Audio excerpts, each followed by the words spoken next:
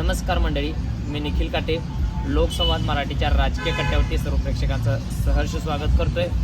मंडळी, जिल्हा परिषद आणि पंचायत समितीचं बिगुल वाजल्यानंतर सांगोला तालुक्यातील कार्यकर्ते जे होते गावगाड्यातील आपल्याला धावताना पळताना आपल्याला बघायला मिळत आहेत। परंतु सांगोला तालुक्यामध्ये अद्यापर्यंत जे युतीचं समीकरण होतं ते अद्यापर्यंत तिढा जो होता तो सुटलेला नाही। याचं कारण की तिढा न सुटण्याच्या पाठीमागं नेमकं यांची खलबत्त जी सुरू आहे ती कशा पद्धतीची सुरू आहेत हे खरं तर माहिती होणं अतिशय गरजेचं आहे। कारण आपण पाठीमागचं लोकसंवाद मराठीच्या राजकीय कट्ट्याच्या माध्यमातून उल्हास दायगुडे पाटील यांची खरं एक बाईट दाखवली आणि त्यानंतर अनेक गौप्यस्फोट झाल्यानंतर काही युतीत बिघाड झाल्याची चर्चा सांगोला तालुक्यातील खरं तर नागरिकांमध्ये आहे। मात्र अद्यापर्यंत जे काही 4 पक्ष आणि 4 जे नेते आहेत प्रामुख्यानं खरं तर यांचं नेमकं खलबत्त कशा पद्धतीने सुरू आहेत, यांच्या चाचपण्या कशा पद्धतीने सुरू आहेत, 7 जिल्हा परिषद गट असतील, 14 पंचायत समिती गण असतील, यामध्ये प्रामुख्याने यांची जी काही भूमिका आहे ती कशा पद्धतीची हे देखील आपल्याला पाहणं तितकंच गरजेचं असणार आहे। कारण दीपक आबा साळुंखे पाटील असतील, शहाजीबापू पाटील असतील, याचबरोबर भारतीय जनता पार्टीचे जिल्हाध्यक्ष बाळासाहेब केदार असतील आणि शेतकरी कामगार पक्ष, हे 4 पक्ष कशा पद्धतीनं ही निवडणूक लढणार हे प्रामुख्यानं आपण पाहणार आहोत। कारण बिनविरोधीचं जी काही निवडणूक होणार खरं तर चर्चा सांगोला शहरामध्ये होती। मात्र ही निवडणूक निश्चितपणानं बिनविरोध होणार नाही हे चित्र आता स्पष्ट झालं आहे। कारण अनेक जे कार्यकर्ते ते अर्ज भरताना आपल्याला बघायला मिळत आहेत। कारण अनेक नाराजी कार्यकर्त्यांची फळी जी आहे ते अर्ज आपल्याला दाखल करताना आणि भरताना आपल्याला पाहायला मिळते। यामुळं जे काही बिनविरोध होण्याची जी काही निवडणुकीची काय अवस्था होती, जी चर्चा होती ती चर्चा आता निश्चितपणानं थांबलेली आहे असं आपल्याला म्हणावं लागेल। मात्र अद्यापर्यंत यांनी जी काय युतीचा जो तिढा आहे तो गोपनीय कसा ठेवला? कारण दीपक आबांनी त्यांच्या सभेमध्ये एका सांगितलं की बाबासाहेब असतील आणि मी हे दोघंजण खरं तर निवडणूक जी आहे ती येणारी जिल्हा परिषद आणि पंचायत समिती दोघं एकत्र लढणार अशा पद्धतीचं त्यांनी नगरपालिकेच्या एका सभेमध्ये त्यांनी त्या ठिकाणी आवर्जून सांगितलं। मात्र अद्यापर्यंत हे पण चित्र आपल्याला अस्पष्ट आहे। यानंतर गेल्या 2-3 दिवसामध्ये जी काय सांगोला तालुक्यामध्ये चर्चा सुरू आहे की युतीचं समीकरण नेमकं कशा पद्धतीचं असणार आहे। यामध्ये दीपक आबा, शहाजीबापू आणि भाजप हे खरं तर तिघं येतील आणि शेतकरी कामगार पक्ष देखील स्वतंत्र निवडणूक लढेल अशा पद्धतीची सुद्धा चर्चा आहे। मात्र हा देखील तिढा आपल्याला कुठंतरी जुळताना आपल्याला बघायला भेटत नाही। कारण भारतीय जनता पार्टीची जी काही भूमिका आहे ती नेमकी काय आहे हे आपलं बघणं गरजेचं आहे। कारण भारतीय जनता पार्टीचे जिल्हाध्यक्ष यांनी जो चोपडी गट आहे त्या चोपडी गटावरती दावा केल्यानंतर राजकारणामध्ये अनेक तर खलबत्त सुरू झाली। याचं कारण असं की गावगाड्यामध्ये गेले अनेक वर्ष झालं कार्यकर्ते पायाला बिघड लावून काम करतायत आणि त्यांना न सोडता हे खरं तर प्रस्थापित मंडळीच तिकीट खरं तर मागताना आपल्याला बघायला मिळतात। यामध्ये भारतीय जनता पार्टी जिल्हाध्यक्ष चोपडी गटासाठी इच्छुक उमेदवार म्हणून त्या ठिकाणी आहेत किंवा चोपडी गटावरती दावा करतायत। मग यामुळं तेथील भाजप जी काय असणारी जी काही मंडळी आहे तर या गोष्टीमुळे कुठं नाराज झालेलं देखील आपल्याला चित्र बघायला मिळतंय। आणि राहिला विषय शहाजीबापूंचा, तर शहाजीबापूंची ताकद जिल्हा परिषदेला आणि पंचायत समितीला जेवढ्या ताकदीनं पाहिजे, जी नगरपालिकेला यश आलं हे पंचायत समिती जिल्हा परिषदेला येईल असं सांगता येणार नाही। कारण शहाजीबापूंचा मतदार जो आहे तो वेगवेगळ्या भागामध्ये वेगवेगळ्या पद्धतीनं खरं तर मर्यादित आहे। कारण जिल्हा परिषद आणि पंचायत समितीची समीकरणं वेगळी आणि विधानसभेची समीकरणंही वेगळी असतात। यामुळे शहाजीबापूंना सुद्धा जिल्हा परिषद आणि पंचायत समितीचे उमेदवार उभा करताना खरं तर अडचणीचा विषय ठरलेला आहे। कारण त्यांचे जे 2 उमेदवार होते खरं तर अगदी रेसमध्ये आपल्याला बघायला मिळाले। यामध्ये जगदीश पाटलांची तर उमेदवारी शहाजीबापूंनी वाडेगावच्या सभेमध्ये जाहीर केली। मात्र अद्यापर्यंत त्यांच्या उमेदवारीवर देखील प्रश्नचिन्ह असल्याचं चित्र सध्या आपल्याला समोर येते किंवा दिसतंय। यामुळं महूद गटामध्ये दादा लोटेंची उमेदवारी किंवा सोशल मीडियाच्या माध्यमातून बरेच दिवस झालं त्या ठिकाणी बघतोय। यामुळं त्यांची देखील उमेदवारी कशा पद्धतीने असणार आहे, काय असणार ही समीकरणं सुद्धा आपल्याला पाहणं गरजेचं ठरणार आहे। याचबरोबर दीपक आबांनी मी मागं सांगितल्याप्रमाणे देखील एस साळुंखे पाटलांची उमेदवारी जवळ्या गटातून त्यांनी खरं तर जाहीर केली किंवा जाहीर म्हणण्यापेक्षा सोशल मीडियाच्या माध्यमातून आपण ती बघितली की जवळा गटातून यशराज साळुंखे पाटील निवडणूक लढवतील। मात्र अद्यापर्यंत दीपक आबांनी सुद्धा त्यांच्या उमेदवारीबद्दल कुठल्याही पद्धतीचं स्पष्ट संकेत दिले नाहीत की या ठिकाणी यश साळुंखे पाटील ह्या जिल्हा परिषदेच्या आखाड्यामध्ये आहेत।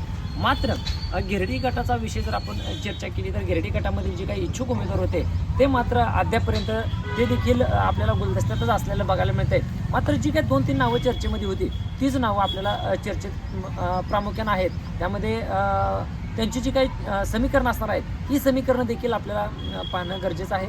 मात्र प्रामुख्यानं यांचं जी काय ठरतंय या ठरण्यावरून देखील सांगोल्याच्या राजकीय गणित पूर्ण बदलण्याची शक्यता आहे. मात्र यात शेतकरी कामगार पक्षाचं सगळ्यात मोठं खच्चीकरण कशा पद्धतीने होऊ शकतं, कारण गावगाड्यातील कार्यकर्त्याची प्रामाणिक पद्धतीची भूमिका अशा पद्धतीची किंवा चर्चेतून त्या गोष्टी येत आहेत की शेतकरी कामगार पक्षानं ही जी निवडणूक आहे ही स्वतंत्र लढावी, कारण जास्तीत जास्त त्यांच्या शिटा येण्याचे जास्त चान्सेस आहेत. अशा पद्धतीची खरं तर चर्चा जनतेतून आपल्याला होताना दिसते.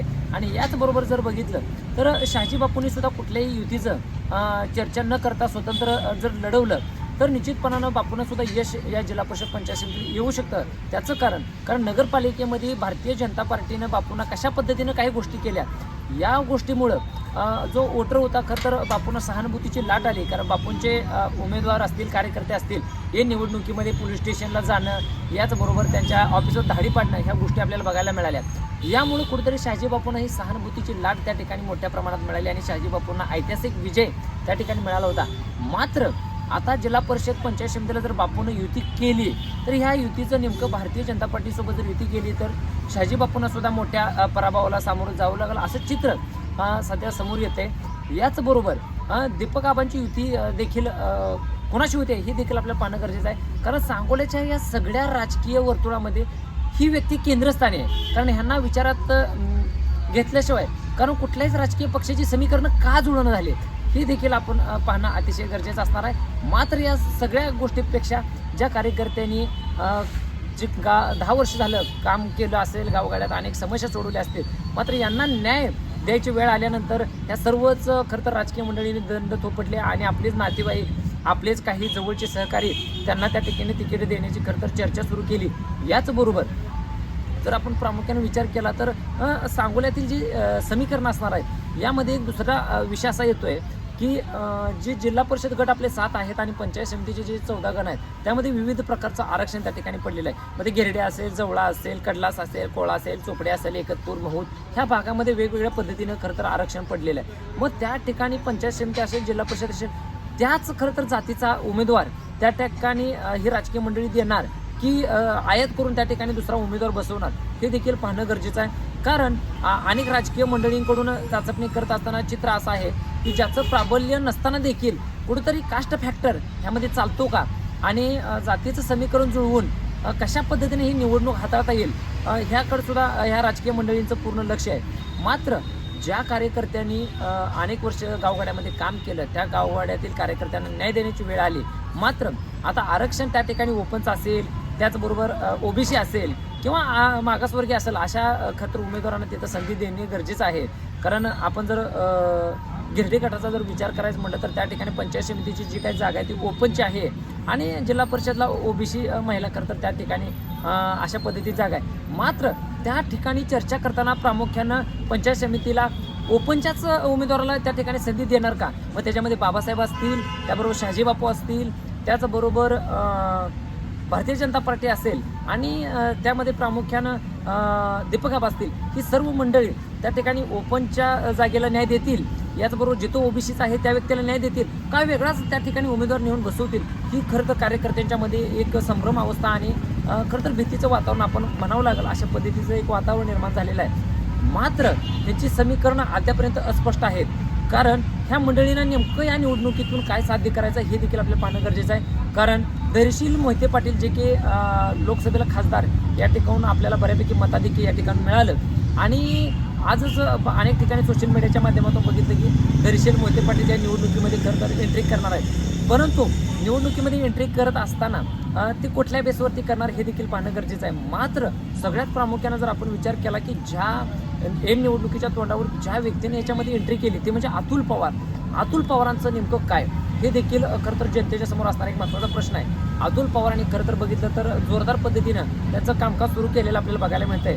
मात्र त्यांची उमेदवारी जी आहे ती युती होणार कोणाशी आणि काय होणार हे देखील पाहणं गरजेचं आहे. मात्र ह्या सर्वच मंडळींनी जो युतीचा तिढा होता तो पूर्णपणे दाबून ठेवण्याचं काम केलेलं आहे. यामुळं गावगाड्यातील असणाऱ्या कार्यकर्त्यांनी उमेदवारी मागायची की थांबायचं हे प्रामुख्यानं पाहणं गरजेचं आहे. कारण या उमेदवारी जर घेतली आणि जर आपल्याला योग्य पद्धतीने न्याय नाही मिळाला, नाही तिकीट जर भेटलं तर घराच्या दारामध्ये तुळशीपात्र ठेवावं लागेल आणि घराची राख रांगोळी करावं लागेल. अशा पद्धतीची खरं तर मानसिकता या उमेदवारांची झालेली आहे. यामुळं की वेगळ्याच पद्धतीचं समीकरण या सांगोल्यात बघायला मिळते.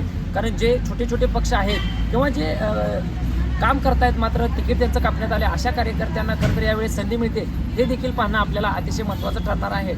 यामुळे ही जी काही समीकरण होणार आहेत ती लोकसंवाद मराठीच्या माध्यमातून आपण या राजकीय कट्ट्याच्या माध्यमातून निश्चितपणानं जनतेसमोर मांडण्याचं काम करणार आहे. कारण हिची समीकरणं जर जुळली गावगाड्यातील प्रत्येक कार्यकर्त्यावरती मोठ्या पद्धतीचा अन्याय या राजकीय मंडळीकडून होणार आहे.